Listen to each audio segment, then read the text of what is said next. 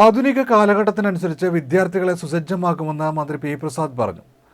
Alappuzha government Mohammedans boys സ്കൂളിന്റെ പുതിയ കെട്ടിടം ഉദ്ഘാടനം ചെയ്ത് സംസാരിക്കുകയായിരുന്നു മന്ത്രി.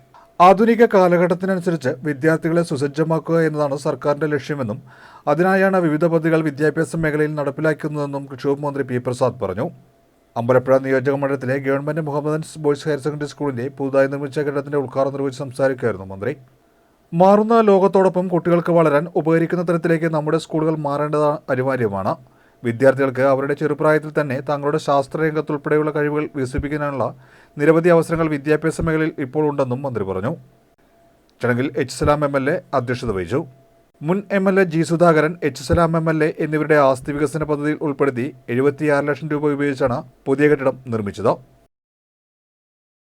കഴിഞ്ഞ 7 വർഷം കൊണ്ട് 60 കോടി രൂപയ്ക്ക് മുകളിൽ വിദ്യാലയങ്ങൾക്ക് വേണ്ടി മാത്രം ആലപ്പുഴ മണ്ഡലത്തിൽ ചെലവഴിക്കപ്പെട്ടു എന്നുള്ളത് ഏറെ സന്തോഷകരമായ കാര്യമാണ്.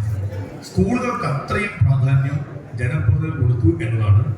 അത് സുധാകരൻ സാർ ആയാലും എച്ച് സലാം MLA ആയാലും ആ പ്രാധാന്യം കൊടുക്കുന്നു എന്നുള്ളതിൻ്റെ ഉദാഹരണമാണ് ഇതെല്ലാം.